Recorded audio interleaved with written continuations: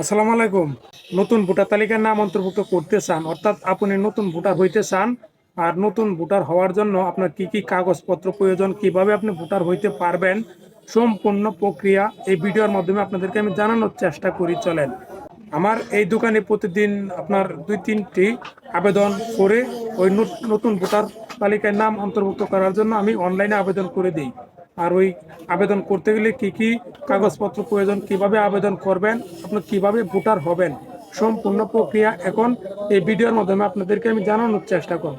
সেই সাথে আপনাদের উদ্দেশ্যে আমি বলতে চাই, অনলাইন ভিত্তিক কাজকর্মগুলো ঘরে বসে করতে চাইলে অবশ্যই চ্যানেলটি সাবস্ক্রাইব করে পাশে থাকার চেষ্টা করবেন। আর ভিডিওটা শেয়ার করে যারা নতুন ভোটার তালিকার নাম অন্তর্ভুক্ত করতে চায় তাদেরকে বিষয়টা অবগত করার চেষ্টা করবেন। অনলাইন জন্ম নিবন্ধন অর্থাৎ নতুন ভোটার হওয়ার জন্য প্রথমে যে পেপারটা আপনার প্রয়োজন পড়বে সেটি হচ্ছে আপনার অনলাইন জন্ম নিবন্ধনের পেপারের ফটোকপি। তারপর আপনার প্রয়োজন পড়বে পিতামাতার এনআইডি কার্ডের ফটোকপি।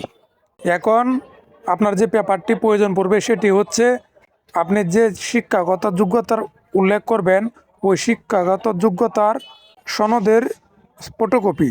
অর্থাৎ আপনি যদি এসএসসি যোগ্যতা উল্লেখ করেন তাহলে এসএসসি সার্টিফিকেট, এইচএসসি শিক্ষাগত যোগ্যতা দিলে এইচএসসির সার্টিফিকেট আপনার সাবমিট করতে হবে। তারপর আরও কিছু কাগজপত্র আপনাকে ফটোকপি করে জমা দিতে হবে। সেগুলো হচ্ছে আপনার নাগরিক পরিচয়পত্র, তারপর আপনার ঠিকানা যাচাই করার জন্য ঠিকানার প্রমাণপত্র হিসাবে বিদ্যুৎ বিলের ফটোকপি অথবা গ্যাস অথবা করের যে কোনো একটি ফটোকপি দিলেই আপনার হবে। এই সকল কাগজপত্র সহ আপনি অনলাইনে একটি আবেদন করবেন। আবেদন করে ওই আবেদন কপি সেই সাথে এই সকল কাগজপত্র ফটোকপি সহ আপনি আপনার উপজেলা নির্বাচন অফিসে সরাসরি কাগজপত্র জমা দিবেন। কিভাবে ঘরে বসে আপনার হাতের মোবাইল দিয়ে ওই অনলাইনে আবেদনটি করবেন ওই বিষয়ে আমার ভিডিও আপলোড করা রয়েছে।